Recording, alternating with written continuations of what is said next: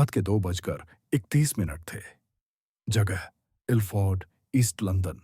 बाहर की सड़कें लगभग पूरी तरह सुनसान थीं। चारों तरफ एक अजीब सी खामोशी फैली थी। सिर्फ स्ट्रीट लाइट्स की हल्की सी गूंज और दूर कहीं ट्रैफिक की धीमी आवाज उस सन्नाटे को तोड़ रही थी। हवा में हल्की ठंडक थी, वो ठंडक जो रात के सन्नाटे के साथ और गहरी लगती है। तभी एक आदमी पुलिस स्टेशन के अंदर दाखिल होता है।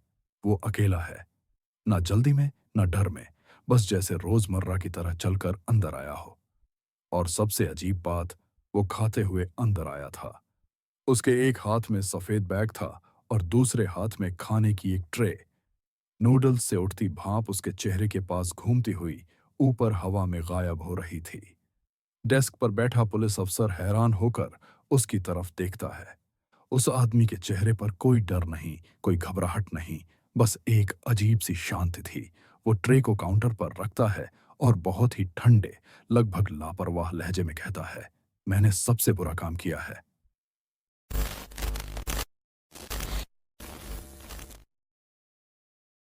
अफसर कुछ पल चुप रहता है। उसके चेहरे पर सवाल था, मतलब क्या? आदमी एक और निवाला लेता है, धीरे से चबाता है और बिना किसी एक्सप्रेशन के दोबारा कहता है, सबसे बुरा काम। फिर वो धीरे से पीछे की ओर इशारा करता है।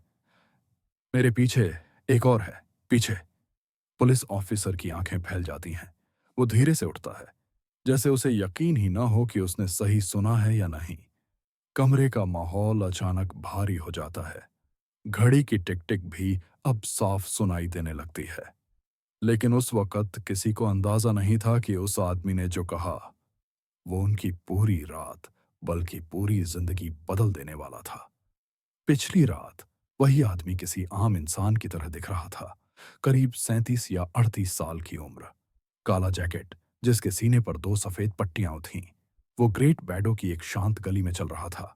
सीसीटीवी फुटेज में वो शाम के 6:30 पर दिखता है, जब वो ब्लू लायन पब के दरवाजे को खोलकर अंदर जाता है। रात के रेगुलर लोग बैठे थे। हल्की हंसी और बियर की बासी सी खुशबू फैली हुई थी। वो आदमी बार तक गया, एक ड्रिंक ऑर्डर की और ऐसे खड़ा हो गया जैसे ये कोई आम सी शाम हो।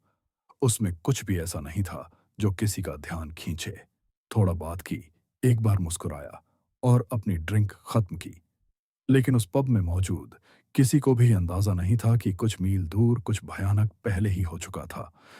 ड्रिंक खत्म करने के बाद वो बाथरूम गया, कुछ मिनट वहीं रुका और फिर बिना कुछ कहे निकल गया। बाद में जब जांच हुई तो डिटेक्टिव्स ने पाया कि उस टॉयलेट के सिस्टम के अंदर पानी के नीचे एक काला मोबाइल फोन छिपा हुआ था। वो फोन उसका नहीं था।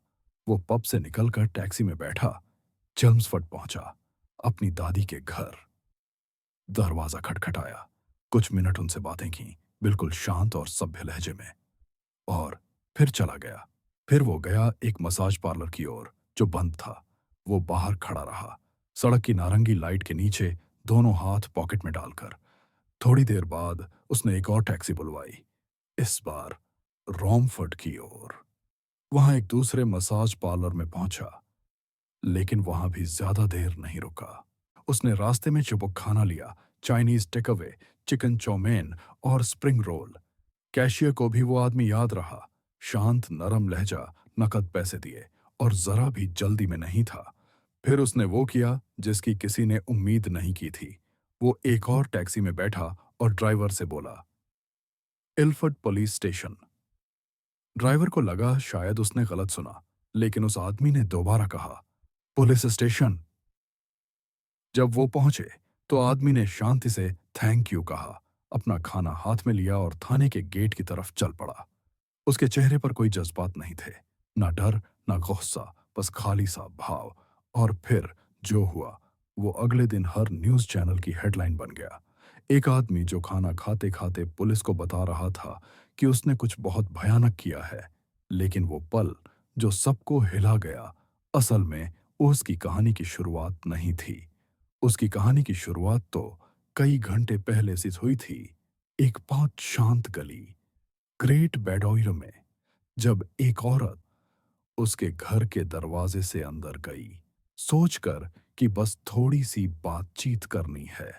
वो बेटी जो मुश्किल दिनों को आसान बना देती थी।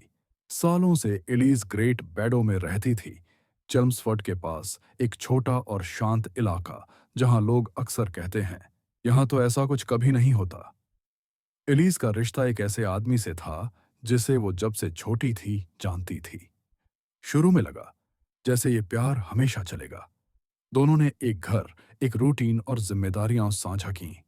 वो आदमी तबीयत से परेशान रहता था और एलिस उसकी देखभाल करती थी। दवाइयां, डॉक्टर के मिलने और रोजमर्रा की छोटी छोटी बातें। धीरे धीरे चीजें बदलने लगीं। मदद करने वाली आदत अब कंट्रोल जैसी लगने लगी। मैसेज आने लगे, कॉल्स हर वक्त आने लगे। माफी के शब्दों के पीछे दबाव महसूस होने लगा। साल 2022 में एलिस ने बड़ा फैसला लिया। उसने वो रिश्ता छोड़ दिया और अपनी मां के पास वापस चली गई। उसने अपनी जिंदगी फिर से शुरू की।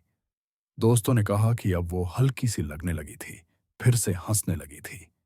उसे एक नया साथी भी मिला जो उसे सुरक्षित महसूस कराता था। उसका पुराना साथी लगातार मैसेज करता रहा। कुछ मैसेज में आग्रह था, कुछ में सुकून की बात, पर सब में एक तरह की पकड़ सी थी।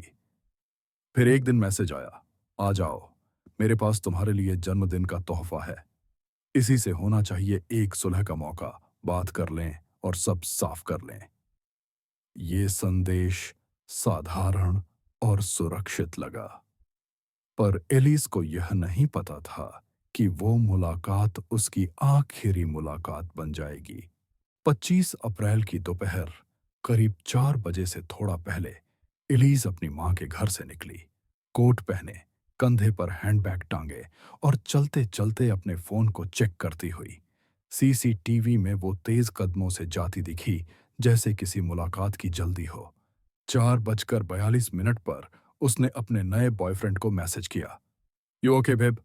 और 4:49 पर जवाब आया, कोर्स बेब। लेकिन वो मैसेज कभी पढ़ा नहीं गया।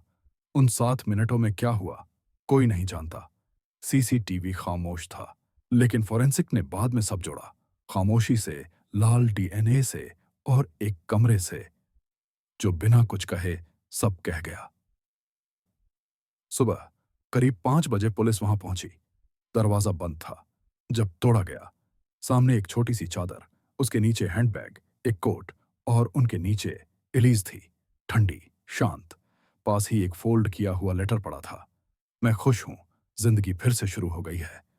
वो लेटर उसकी नई शुरुआत का सबूत था और वही उसकी आखिरी कहानी बन गया। पुलिस स्टेशन में उस आदमी ने अपना खाना खाते हुए बस इतना कहा, I hope she is all right. लेकिन जब बताया गया वी फाउंड हर, उसने सिर झुका लिया। ना पछतावा, ना आंसू, सिर्फ खामोशी। जांच में सब साफ हो गया।